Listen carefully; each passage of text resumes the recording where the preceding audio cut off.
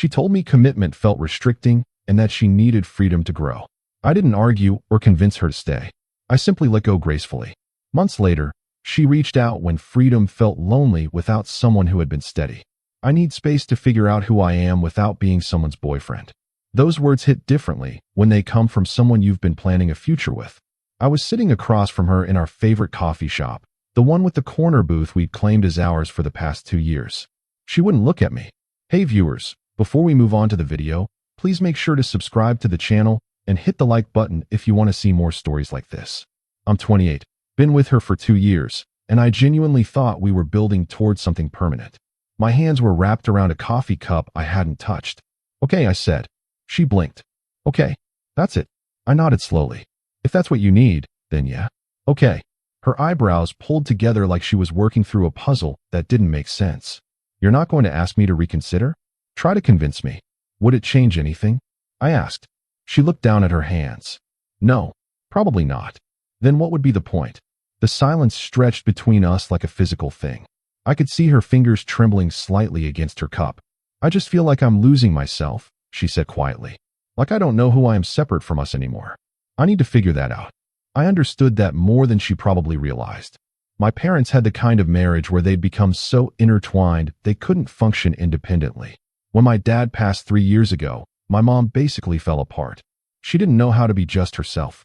I'd watched that unfold and promised myself I'd never let anyone become so dependent they lost themselves.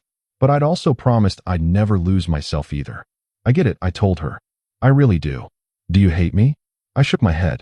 No, I'm hurt, but I don't hate you. I still care about you, she said, and her voice cracked. This isn't about not loving you. I know. We can still be friends, right? I don't want to lose you completely. That one stung more than the breakup itself. Maybe eventually, I said. But not right now. I need space too. Her face fell. Oh, you're asking for freedom to discover yourself? I continued. I need freedom to process this without pretending everything's fine. She nodded, wiping at her eyes. That's fair. That's completely fair. We sat there for another 10 minutes, neither of us quite ready to leave. When we finally stood up, she hesitated like she wanted to hug me. I kept my hands in my pockets. Take care of yourself, I said. You too. I walked out first. Didn't look back. The next few weeks were harder than I expected. I'd wake up reaching for someone who wasn't there. I'd start to text her about something funny I saw, then remember. My roommate, Chris, found me staring at my phone one night. You texting her? No, I said. Just thinking about it. Don't. I'm not. He sat down next to me on the couch. How you holding up? I'm fine. Liar. I laughed despite myself. Yeah, okay. I'm not fine. But I will be. She reach out at all? I shook my head. Radio silence. Which is what I asked for, so. You regret that? I thought about it. No. I meant what I said. I can't be her friend right now while I'm still processing losing her as a girlfriend. Chris nodded. Healthy boundaries. Look at you, being emotionally mature. Fuck off, I said, but I was smiling. Work became my escape. I'm a graphic designer, freelance mostly, and I threw myself into projects. 12-hour days became normal. My boss on a contract job actually told me to slow down. You're making the rest of us look bad, she joked. But her eyes were concerned. Just trying to stay busy, I said. Breakup? That obvious? She smiled sympathetically. I've been there. But don't burn yourself out. The pain doesn't go away faster just because you're exhausted. She was right, of course. But exhaustion meant I slept without lying awake analyzing every conversation, every moment, every decision. About 6 weeks after the breakup, I deleted our photos together from my phone. Not out of anger, just acceptance. Chris noticed I seemed lighter. You good? He asked one Saturday morning. Yeah, I said, and I meant it. I think I actually am. Proud of you, man. For what? For not doing that thing where you spiral and become bitter. I shrugged. What's the point? She didn't cheat. She didn't lie. She was honest about what she needed. Most people don't see it that way. Most people waste energy on resentment that doesn't change anything. He raised his coffee mug. Wisdom. I clinked my mug against his. Therapy, actually. Started going after the breakup. Yeah.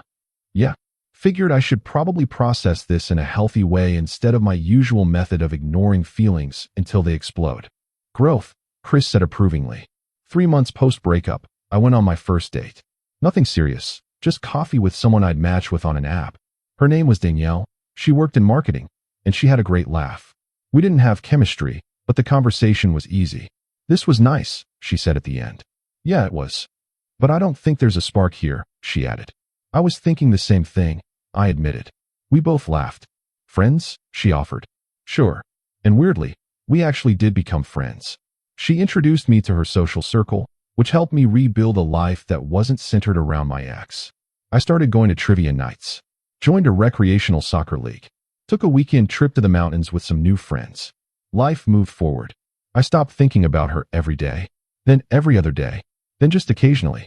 4 months after the breakup, my phone buzzed with her name. My stomach dropped. The message was simple. Hey, how have you been? I stared at it for a solid 5 minutes. Chris walked by and glanced at my screen. Oh shit. Yeah. You gonna respond? I don't know. What do you want to do? I thought about it. Part of me wants to ignore it.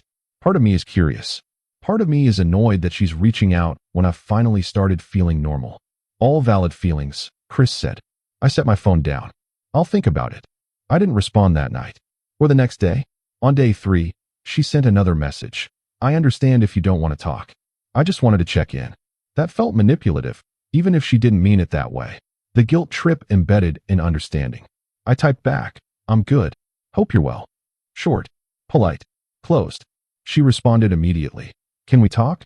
Just for a few minutes. About what? I miss you. There it was. The thing I'd been half expecting, half dreading. You said you needed space, I wrote. I know. I did. I do. But I also miss having you in my life. As what? A friend? A boyfriend? A safety net? The 3 dots appeared and disappeared several times. Finally, can we meet for coffee? This feels like a conversation to have in person. I should have said no. Every instinct told me this was a bad idea. But curiosity won. Fine. Saturday at 2 p.m. Same place. Thank you. Saturday came faster than I wanted. I got there early out of habit, ordered my coffee, and sat in a different booth. Not our old spot. She arrived exactly on time, looking nervous. I'd forgotten how she did that thing where she'd tuck her hair behind her ear when she was anxious. Hi, she said softly. Hey. She sat down across from me, setting her bag beside her. You look good, she said. Thanks. You too. Small talk felt like walking through a minefield. So I said, what did you want to talk about? She took a breath. I think I made a mistake. I didn't say anything. These past few months have been really hard, she continued. I thought I needed freedom and space to find myself, but all I found was loneliness. That's part of being alone, I said. You have to learn to be comfortable with yourself. I know, and I've been trying. I really have. But I also realized that I wasn't losing myself in our relationship. I was just scared of commitment. I leaned back. Okay. That's it. Just okay. What do you want me to say? I don't know. Something. Anything. I sighed. Look, I appreciate you being honest. But I'm not sure what you expect from this conversation. I want another chance, she said quietly. There it was. Why? She looked surprised. Why? Because I love you. Because I miss you. Because I was an idiot. You weren't an idiot, I said. You were honest about what you needed. I respected that. I still do. But I was wrong about what I needed. Maybe. Or maybe you just miss the comfort of a relationship now that you've been alone for a while. Her jaw tightened. That's not fair, isn't it? You spent 4 months discovering yourself, finding freedom, doing whatever you wanted. And now that the novelty's worn off, you want to come back. It's not like that. Then what's it like? She was quiet for a moment. I dated someone, she finally said. My chest tightened, but I kept my face neutral. Okay. It didn't work out. He was nice, but he wasn't you. So I'm the backup plan? No, that's not what I'm saying. That's exactly what it sounds like. I'm saying that being with someone else made me realize what I had with you. What I threw away. I rubbed my face. Do you have any idea how much it hurt when you said you needed to figure out who you were without me? Like being with me was preventing you from being yourself. I know. I'm sorry. You made me feel like I was holding you back. Like loving me was a burden you needed to escape. Her eyes filled with tears. I didn't mean it that way. But that's how it felt. And I let you go because I never want to be someone's cage. I never want someone to stay with me out of obligation or guilt. I didn't stay out of obligation. I left because I was scared. Of what? Of how much I loved you. Of how serious we were getting. Of the fact that you were talking about moving in together, and I panicked. That was news to me. You never said that. I know. I should have. I should have talked to you about my fears instead of running away. I wanted to be angry. I wanted to tell her it was too late, but mostly I just felt tired. I've spent 4 months learning how to be okay without you, I said. I've built a life that doesn't revolve around waiting for you to come back. I'm not asking you to wait for me. I'm asking for a second chance. And what happens the next time you get scared? The next time commitment feels like too much? I won't run again. You don't know that. I do. Because I've learned what it's like to lose you. I won't make that mistake twice. I looked at her carefully. She seemed genuine. But genuine feelings in the moment didn't always translate to long-term commitment. I need time to think, I said. How much time? I don't know. As much as I need. She nodded slowly. Okay, I can wait. Don't put your life on hold for me. That's not fair to either of us. I'm not. I wanted you to know how I feel. We sat there for a moment longer. I should go, I said finally. Okay. I stood up, grabbed my jacket. Take care, I said. You too. This time, she was the one who didn't look back. I walked to my car and sat there for 20 minutes, staring at nothing. Chris was waiting when I got home. How'd it go? She wants to get back together. Shit. What did you say? That I need time to think. He nodded. Fair. What are you actually thinking? I slumped onto the couch. I don't know. Part of me wants to believe her. Part of me thinks she just misses having someone, and I'm familiar. What does your gut say? My gut says I've finally started to heal, and this could rip everything open again. Also fair. But there's this other part, I continued. The part that wonders if everyone deserves a second chance when they're genuinely trying to grow. Both things can be true, Chris said. She can genuinely want to change, and it can still be a bad idea for you. That was the thing, wasn't it? Good intentions didn't guarantee good outcomes. Over the next week, I thought about it constantly. I made a pros and cons list, which felt ridiculous but helped organize my thoughts. I talked to my therapist about it. What are you afraid of? She asked. Getting hurt again, letting her back in, and having her realize she made the same mistake twice. Those are valid fears. But what would you regret more? Trying again and it not working out, or never knowing if it could have been different? I hated that question because I didn't have an easy answer. 2 weeks after our coffee meeting, I texted her, "Can we talk again?" "Yes." "When?" "Tomorrow? Same place. I'll be there." This time, I got there late. Not on purpose, but I wasn't rushing either. She was already sitting in our old booth. That felt significant somehow. "Hi," I said, sliding in across from her. "Hi." I didn't waste time. "I've been thinking a lot about what you said." She nodded, not interrupting. "And I think you're probably being honest about realizing you made a mistake. I don't think you're trying to manipulate me or use me as a backup plan." Hope flickered in her eyes. "But," I continued, "I also don't think we can just pick up where we left off." The hope dimmed slightly. "What do you mean?" "I mean that if we're going to try this again, we need to do it differently. We need to actually address the things that scared you instead of pretending they don't exist." "I'm willing to do that." "Are you?" "Because that means having uncomfortable conversations. It means couples therapy. It means actually working through your commitment issues instead of running when things get hard." "I know. I'm ready for that." "And it means starting slow. Not jumping back into where we were. We need to rebuild trust." She reached across the table like she wanted to take my hand, then pulled back. "I'll do whatever it takes." I studied her face. "Why do you really want this? And I need you to be completely honest." She took a shaky breath. "Because you were the first person who made me feel like I could be myself completely. And I got scared of that vulnerability. I convinced myself that needing someone meant I was weak or incomplete.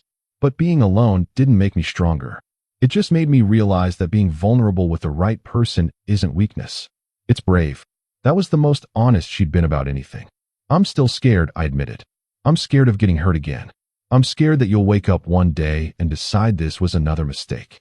"I'm scared too," she said. "But I think the difference is I'm not running from that fear anymore." "Okay," I said slowly. Okay, we can try. But we're doing this my way. Slow. Intentional. With actual communication." She smiled, and it reached her eyes. "I can do that. And the first thing we're doing is finding a couples therapist. Already. Especially already. We need tools to work through this shit properly." She nodded. "You're right." Okay. We talked for another hour about logistics, boundaries, expectations. It felt more like a business negotiation than a romantic reunion. But maybe that's what we needed. When we left, she hesitated again.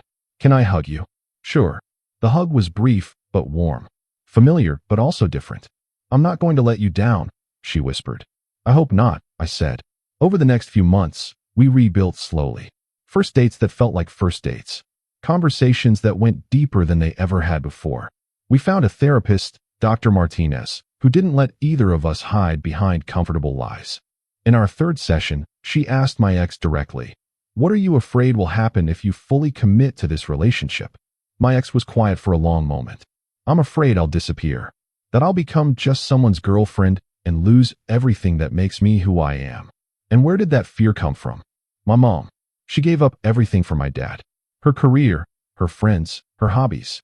And when he left her, she had nothing. She was no one without him. I'd never known that about her mother. "So you're afraid of becoming your mother," Dr. Martinez said gently. "Yes. And how has that fear shown up in your relationship?" "I sabotaged it. I convinced myself I needed to leave before I became too dependent." Dr. Martinez turned to me. "How did that make you feel? Like I was dangerous to her? Like loving me was a threat to her identity? And where does that fear come from for you?" I told them about my parents, about watching my mother fall apart, about promising myself I'd never be that enmeshed with someone. "So both of you," Dr. Martinez said, "are carrying fears from watching your parents' relationships. And those fears almost destroyed your relationship before you even gave it a real chance." We both sat with that. "The work," she continued, "is learning that you are not your parents. Your relationship doesn't have to follow their patterns. But that requires conscious effort and communication." Those sessions were hard. We cried. We fought. We almost quit therapy twice. But we kept showing up. Around month 6 of our second attempt, something shifted. We were having dinner at my place when she said, "I think I'm ready to talk about moving in together." I nearly choked on my wine. "Really? Really? But I have conditions." "Okay. I need my own space. Like a home office or something. Somewhere that's just mine." "That's reasonable. And I need us to maintain separate friend groups and hobbies. I don't want us to become one of those couples who does everything together. I don't want that either. And I need you to call me out if you see me losing myself. Don't let me fade into the background." I reached across the table and took her hand. "I promise. And I need you to call me out if I'm being emotionally distant or shutting down instead of communicating." "Deal." We started looking at apartments the next week. Found a 2-bedroom place with good natural light. 1 bedroom for us. 1 converted into her office space. Moving day was chaotic. Chris helped us carry boxes up 3 flights of stairs, complaining the entire time. "You two better last forever," he panted, dropping a box labeled kitchen stuff. "Because I'm not helping either of you move again." My ex laughed. "Deal." That night, surrounded by unpacked boxes, we ordered pizza and sat on the floor. "This is crazy," she said. "Good crazy or bad crazy?" "Good crazy. Scary good crazy. I know what you mean." She leaned her head on my shoulder. "Thank you for giving me another chance. Thank you for doing the work." "We're doing the work," she corrected. "Fair." A year into living together, we'd found our rhythm. She had her office where she'd disappear for hours working on her photography projects. I had my design work and my soccer league. We had our together time. We had our apart time. It worked. One night, I found her looking at old photos on her laptop. "What are you doing?" "Looking at pictures from when we first started dating." I sat down next to her. We looked so young. We were young. And stupid. I don't know if stupid is the right word.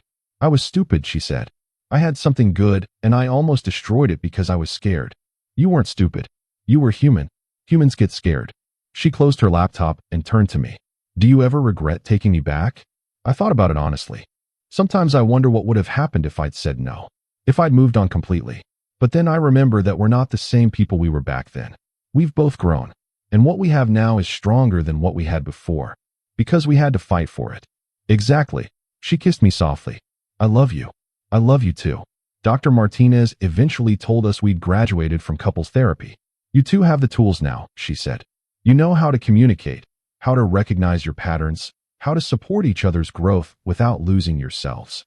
"So we're cured," my ex joked. Dr. Martinez laughed. "You're never cured. Relationships require ongoing work. But you've built a strong foundation." We celebrated with dinner at the coffee shop, where we'd had both our breakup and reunion conversations. "Feels like we've come full circle," she said. "Except we're in a different booth." Symbolic. I raised my coffee cup. "To new patterns." She clinked her cup against mine. "To not repeating old ones." 2 years after our reunion, she proposed to me. We were hiking in the mountains, same trail we'd done on one of our first dates. She stopped at a lookout point and got down on one knee. "I know we've talked about not following traditional patterns," she said, "but I want you to know that I choose you. Every day? Not because I'm afraid of being alone. Not because you're convenient. But because you're my person. And I want to spend my life proving that I meant it when I said I wouldn't run again. I was crying before she even finished. Yes, I said. Obviously, yes. She slipped the ring on my finger, and we both laughed at how ridiculous we were, crying on a mountain. I can't believe you proposed to me, I said later, as we sat watching the sunset. Why not? I'm the one who screwed up. Felt like I should be the one to make the grand gesture. Fair point. Plus, I liked the idea of breaking the pattern. Doing things our own way. I like our way. She squeezed my hand. Me too. The wedding was small. Just close friends and family. Chris was my best man and gave a speech about how he'd watched me fall apart and rebuild myself stronger. And then this one came back, he said, gesturing to my now wife. And I was skeptical as hell. But they did the work. They fought for it. And now they're disgustingly happy, which I fully support. Everyone laughed. Her maid of honor talked about how she'd watched my wife run from the best thing in her life and then have to fight to get it back. She's not the same person who ran away, her friend said. She's braver now, strong enough to stay. During our vows, I told her, you taught me that love isn't about holding on so tight you can't breathe. It's about trusting someone enough to let them be free, knowing they'll choose to come back. She told me, you taught me that commitment isn't a cage. It's a choice I get to make every day. And I choose you. Always. There wasn't a dry eye in the room. Our honeymoon was 2 weeks in Costa Rica. We went ziplining and surfing and spent lazy mornings drinking coffee on the beach. One afternoon, she said, do you ever think about what would have happened if you'd convinced me to stay that first time?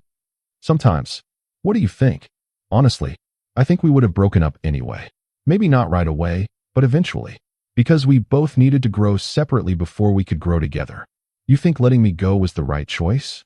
I think it was the only choice that gave us a real shot at working. She was quiet for a moment. I'm glad you let me go. And I'm glad I came back. Me too. Now, 5 years after that first breakup, we have a life that works. She's a freelance photographer. I'm still doing design work. We have a house with separate office spaces. We have our own friends and our own hobbies. We have our together time and our apart time. And when people ask how we make it work, I tell them the truth. We almost didn't. We both had to learn the difference between being alone and being whole, between independence and isolation, between commitment and captivity. Sometimes love means letting go, and sometimes it means fighting like hell to rebuild what you almost destroyed. We chose both, and that made all the difference.